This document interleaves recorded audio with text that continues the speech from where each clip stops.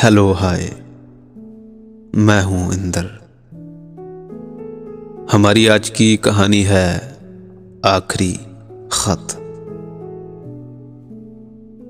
श्री शर्मा जी अपने छोटे से कमरे में अकेले बैठे थे। उनके कांपते हुए हाथों में एक कलम और कागज था। सालों से उन्होंने कोई खत नहीं लिखा था, लेकिन आज उन्हें किसी तरह का अनोखा खिंचाव महसूस हो रहा था। ये खत किसी जीवित व्यक्ति के लिए नहीं था, ये उनकी दिवंगत पत्नी सीता के लिए था, जो करीब 1 दशक पहले उन्हें छोड़कर चली गई थी। श्री शर्मा ने गहरी सांस ली और यादों की धुंधली तस्वीरों में खो गए। फिर उन्होंने लिखना शुरू किया। प्रिय सीता, आज इतने सालों बाद मैं तुम्हें एक खत लिख रहा हूं। पता नहीं ये खत कहां जाएगा। मेरा दिल कह रहा है कि तुम इसे जरूर पढ़ोगी। तुम्हारे जाने के बाद जिंदगी वीरान सी हो गई है।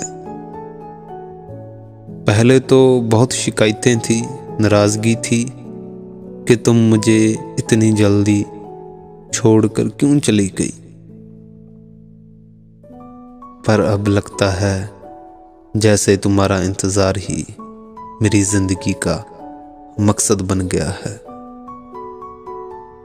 उन्होंने एक आंसू को पोंछा और फिर लिखने लगे।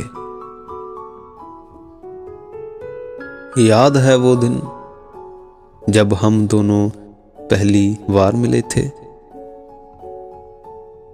तुमने लाल साड़ी पहनी थी और तुम्हारी मुस्कान ने मुझे पहली ही नजर में दीवाना बना दिया था। फिर शादी के बाद की वो छोटी छोटी लड़ाइयाँ, बच्चों की शरारतें, वो हर पल जैसे कल ही की बात हो। तुमने हमेशा घर को प्यार से सजाया, हर छोटी खुशी को अनमोल बना दिया। मुझे लगता था कि मैं तुम्हारे बिना कभी जी ही नहीं पाऊंगा, और शायद मैं आज भी पूरी तरह जिंदा नहीं हूं। उनके हाथ और ज्यादा कांपने लगे, लेकिन उन्होंने अपनी सारी भावनाएं कागज पर उंडेल दी। अब मैं बड़ा हो गया हूं सीता। बच्चों के पास अपनी जिंदगी है और मैं यहाँ अकेला हूं। पर तुम्हारी यादें मेरे साथ हैं। हर सुबह मैं तुम्हारी तस्वीर को प्रणाम करता हूं और सोचता हूं कि शायद एक दिन हम फिर मिलेंगे।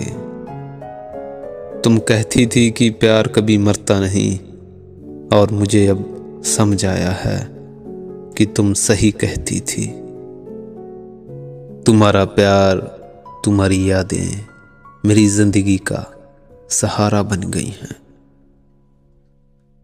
लिखते लिखते उनके चेहरे पर एक हल्की मुस्कान आ गई, एक शांति और संतोष की मुस्कान। अब शायद मेरी भी यात्रा पूरी होने वाली है। जल्दी ही मैं भी तुम्हारे पास आ जाऊंगा। तब तक इस अकेलेपन में तुम्हारी यादों का सहारा लेकर जी रहा हूं। इंतजार करूंगा उस दिन का जब फिर से तुम्हारा हाथ पकड़ सकूंगा और कह सकूंगा कि देखो सीता, मैंने तुम्हारे बिना भी जीने की कोशिश की। उन्होंने उस खत को ध्यान से मोड़ा और उसे सीता की तस्वीर के पास रख दिया।